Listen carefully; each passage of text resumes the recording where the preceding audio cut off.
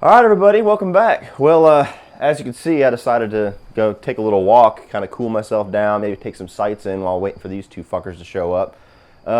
It's been a couple hours since I did Friday the 13th Part 2. I know you guys have enjoyed those first couple, and still no sign of CP or Lee. Now we're at Friday the 13th 3D. This is supposed to be CP's entrance. Had the whole thing scripted. The whole thing was supposed to be going beautifully by now, but, you know, things happen. Just for the sake of comedy, maybe some documentation for, you know, a court appearance later on. Let's see what their excuse is now.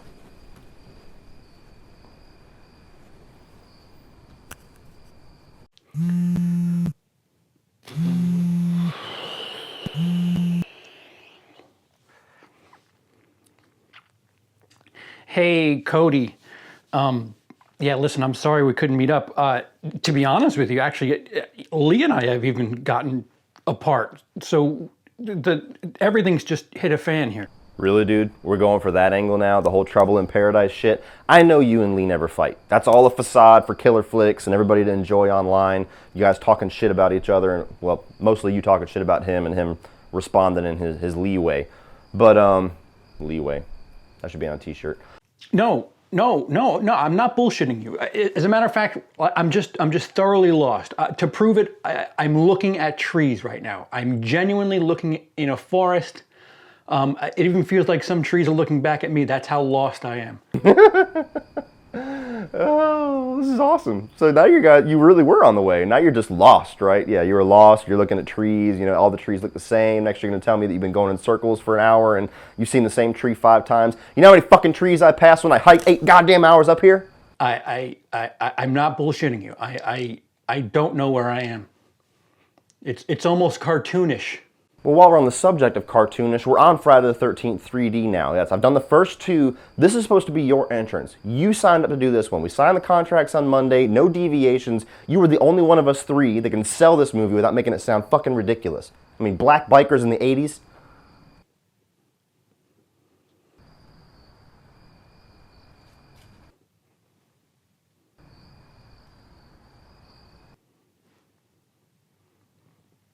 Okay, is this one of those like awkward silences while you're trying to find another excuse, or is this one of those like regretful sadness silences because I'm actually starting to feel bad?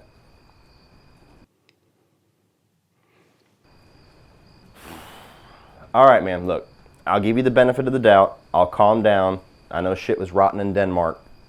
If you guys are legitimately on the way, I will trust you in that. And if you're genuinely lost, there's landmarks everywhere. I mean, I could get you here. Where are you at? Like, was there something near you, or you want me to come find you, or, you know, what do you want me to do? What do you want me to do? Yeah, do you want to? I mean, we could figure out a new place to meet up. Yeah, I mean, yeah, that's fine. I can do that. So, I mean, shit. You know, about 1.5 miles away from here, there's that big ass barn, and you know, apparently it's a pretty cool place to hang out. And people spend like hours there for some reason. So I've kind of been curious to check it out myself. You want to meet at the barn? Yeah, sure, because you know what, the one thing that I hold near and dear to my heart when I think of my childhood at camp is our trips to the barn. Well, I mean, there are other... Synonymous, the barn and camp. I understand how ridiculous it is, but... I mean, if you're at a camp that also has a barn, then I'm by all means, I'm open to meet up there, but that sounds pretty fucking stupid. I never said it didn't sound stupid, but... Okay, Cody. We'll meet at the barn at the camp. I hope you know I'm editing all of this out.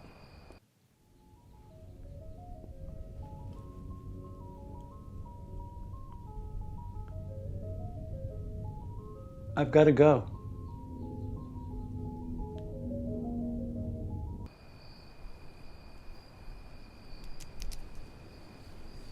Just wanted to meet at the barn to help you. I wasn't saying it was like cool.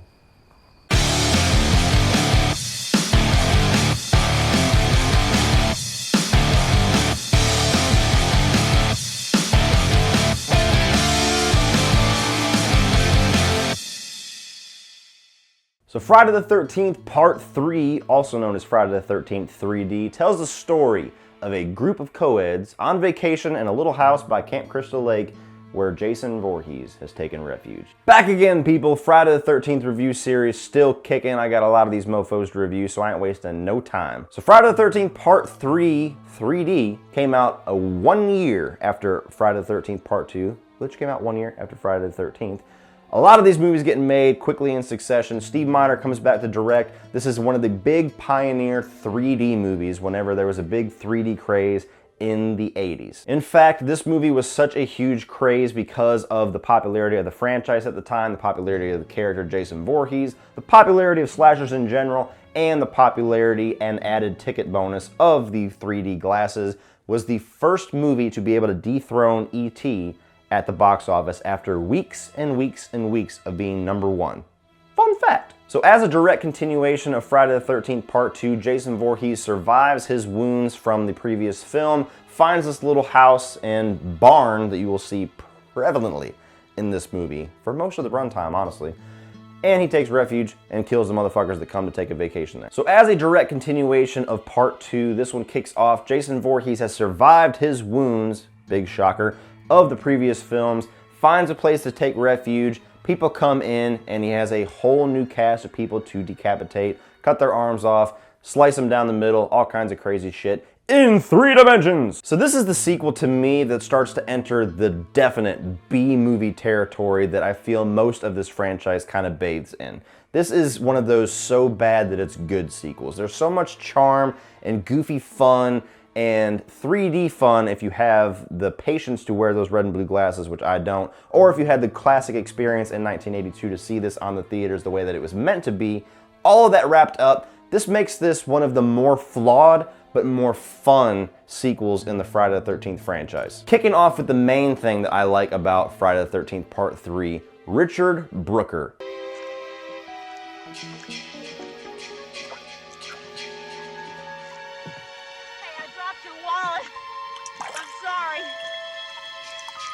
I got it. Who are you? What are you doing? Hey, now cut that out right now. That's not funny.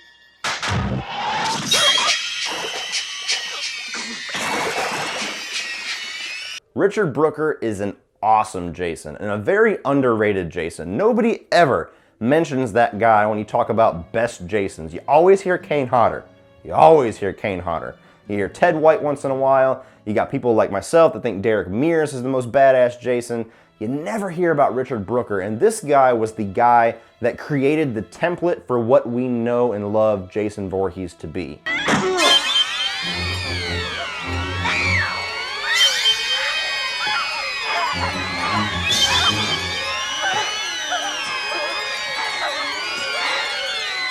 Where in the previous film, he was more of a slender, kind of a stock character. You get into this, you get into Richard Brooker, who's a much bigger, meatier, muscular version of Jason Voorhees. And from then forward, that is all that we have seen Jason be, is this big, meaty, scary-looking bastard who could break you in half. And one aspect to Richard Brooker's performance as Jason Voorhees that I really enjoy in this one that you really don't see anymore in the rest of this franchise is that his version of Jason kind of likes to fuck with his victims. He likes to have fun with them. You see him smiling and laughing at him and shit like that, taking his mask off and playing a little fun, like almost like Pennywise the Clown.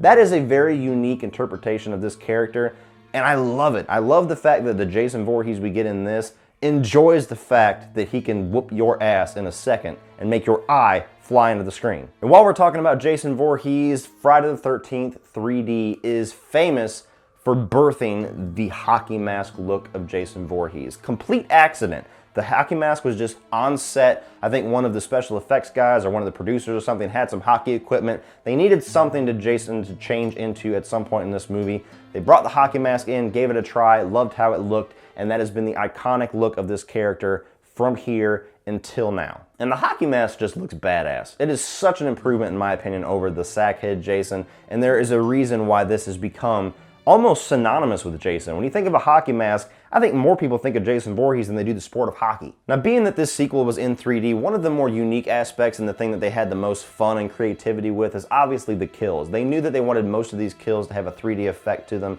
It doesn't date so well, especially whenever you try to watch it now without the 3D effect. You can really see, like on the Blu-ray, like strings and shit like that that they use to get that 3D effect, but it's still fun. If you can kind of take that out of it and kind of just convince yourself that it still works and you can just watch it for what it is, there's a lot of fun kills in this movie. You get the harpoon through the eye whenever the harpoon is just coming right at you. You get probably the most famous in this movie where it squeezes the dude's head and his eye just kind of pops out.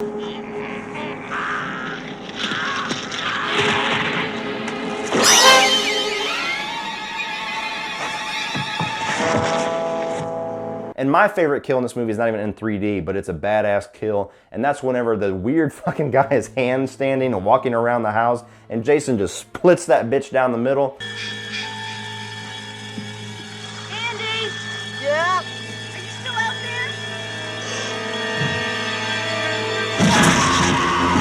I can't hear you. You don't get as much carnage candy in the actual kill. It looks cool the way they shot it, but later on when you see that guy's legs hacked off above his body, it is awesome. Now, talking about the characters for a moment.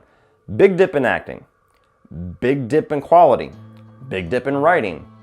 Big rise in fun. Nobody in this movie is really all that memorable as far as characters. There's not really even that effective of a final girl. It's much like Alice, although she's a little bit more entertaining than Alice in my opinion.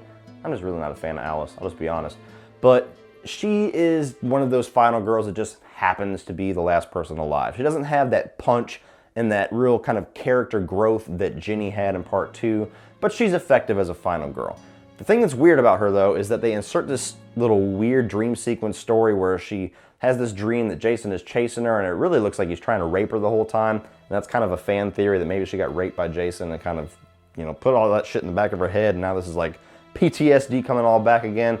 I don't know, maybe. I think I was thinking way too hard about Friday the 13th 3D. But as far as characters, it's stock teenage co-eds. They're there to get killed. There's nobody memorable in this movie for any good reasons. There's plenty of memorable characters for bad reasons, which we'll get into, but it's just an okay cast. But on the flip side, the fact that they're so dispensable makes a lot of the carnage in this movie that much more fun, because there's nobody you're really invested in. There's nobody you really give a shit about. You're literally here to see Jason fuck people up. Now, you're probably there for the same reasons in 1 and 2, well, Pamela in 1. But in this one, they know that everybody is coming to see Jason. Nobody really gives a shit about the characters at this point. They just want to see Jason, they want to see blood, they want to see guts, they want to see body parts flying off of people, and have a blast the entire time. So for that effect, the cast does their job in this movie just fine. Now this is a small positive because it really doesn't make that big of a difference in the film, but you will notice that this movie is much brighter when you watch it than the past 2 movies. The past 2 have been very dark, at night, stormy, all that kind of shit. This one is mostly at daytime. It's mostly near a barn, it's mostly at a store. A large majority of this movie takes place at daytime, which is kind of a twist as far as most horror movies and slasher movies go, because the dark is kind of like synonymous with horror movies. But to get a lot of those 3D effects, they needed a lot of lighting, they needed some brightness, and it kind of gives this movie a unique feel to it. It doesn't feel as much of a monotonous chapter after the first 2. It feels like it kind of has its own identity just because of that alone. And I like the fact that Steve Miner, who brought so much atmosphere and so much tension to the second movie, comes into this one and goes in a completely different direction. He doesn't try to redo the exact same movie again. This one, he's here to have fun, and I feel like fun is the main word you can use as a positive for Friday the 13th 3. You're getting into it, you're either gonna hate it or you're gonna have a blast with it. Now moving on to the negatives, because unfortunately this chapter does have quite a few. One of the biggest annoyances I have with this movie is it takes so fucking long to get going. When you don't have really interesting characters that you can get intrigued in, when you don't have like this underlying storyline that you're waiting to see unfold, all these things that usually keep you invested in a movie throughout its runtime, whenever that's not the focus, and the focus is just carnage candy and a slasher at its most watered down level of just gore and goofiness, you gotta have more of that. You gotta have that throughout the entire runtime. And Friday the 13th 3D, it has plenty of it, but it's all like in the second half of the movie. The first half just takes so long to really get to where the fun is just unleashed in the third act. This feels good. Ali is gonna be pissed he sees you screwing around. Now, come on, we got shit to do.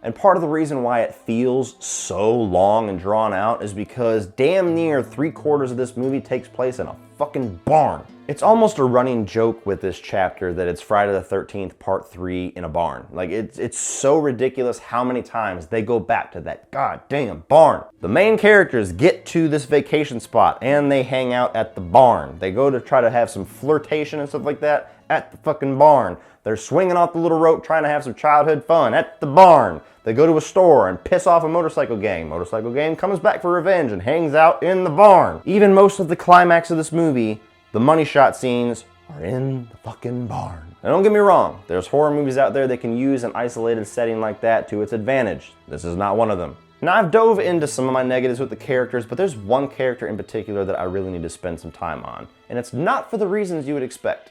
Didn't mean it that way. Look, you guys, I want you to have a good time this weekend. What happened to me at the lake happened a long time ago. I'm fine, really, okay? Just forget about me. Oh, I'm supposed to forget that we've been friends. Ah! God damn it, Shelly. Why do you always have to be such an asshole?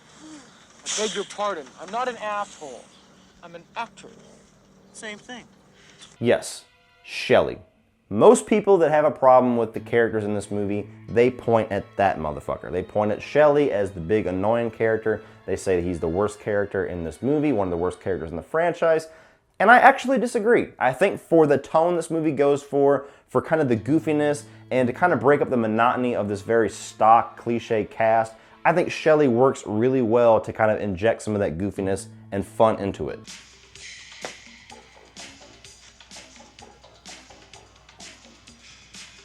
Excuse me, but I believe that's my wallet.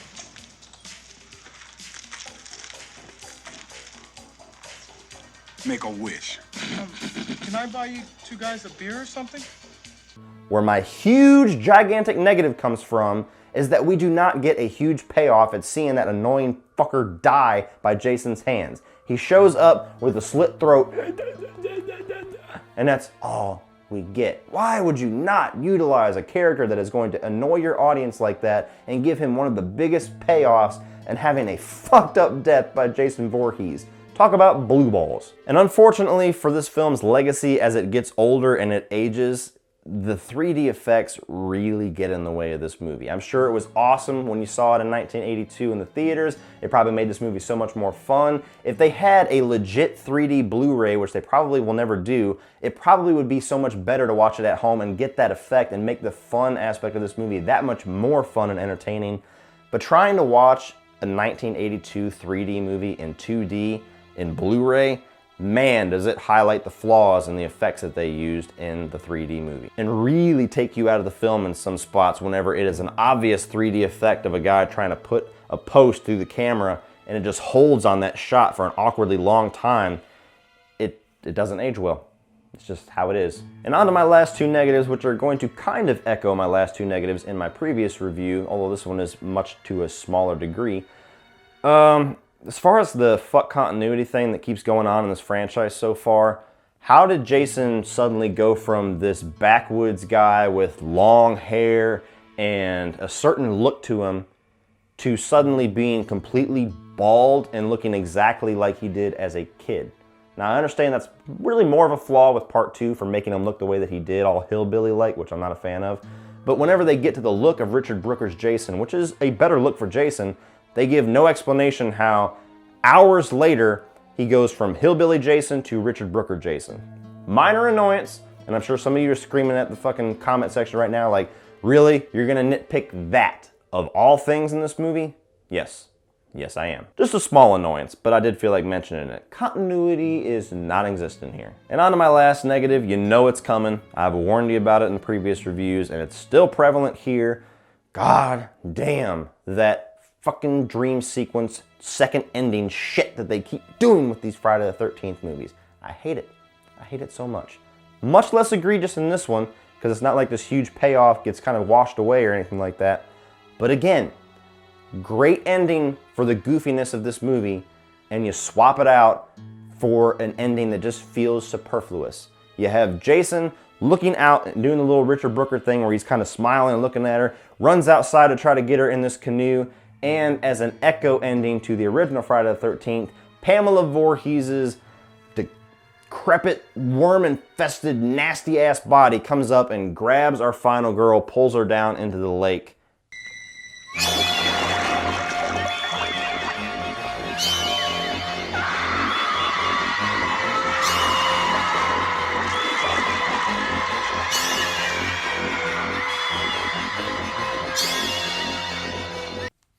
Cut the film. End it there. Great ending. It echoes the first one. It keeps the fun, goofy tone of this movie. End it there. But no, we have to show the final girl getting wheeled off to go to the hospital like the last two movies. She's a little bit more crazy, obviously. She's like laughing like, oh my God, I'm gonna be nuts now. And it's just not as good of an ending. I don't get into the false ending things. Like if I was to make my own cuts of these movies, I would chop off the last 5 minutes of all three of these first movies because it just doesn't feel like it fits to me. It just feels so stupid. And at this point, it's cliche because we've seen it in the first two movies. So now you're not even surprising us. When we see Pamela Voorhees pull her into the lake, everybody who's a Friday the 13th fan or has at least seen the first two movies is looking at their watch, waiting for the little reveal to come that was all a dream sequence. Stop it! And luckily they do. But as far as Friday the 13th Part 3, I admit I enjoy this sequel. It is flawed as fuck. This is definitely one of those so bad that it's good movies, more guilty pleasure than pleasure, but I enjoy it. It's a fun sequel, mostly because of Richard Brooker's version of Jason. I enjoy this one very much, despite all of its flaws and that long ass time to get going in the fucking barn. But if you're a fan of the Friday the 13th franchise, or if you just want a fun slasher to check out, I think you could do much worse than Friday the 13th Part 3 3D. Just make sure you watch the version that doesn't have the red and blue shit, otherwise you will hate it. So, if you want to check this one out, save some money, check it out on Netflix. So what do you guys think of Friday the 13th Part 3 or Friday the 13th 3D for all of you sticklers out there? Do you think this is a really fun sequel, or are you so sick of the motherfucking barn?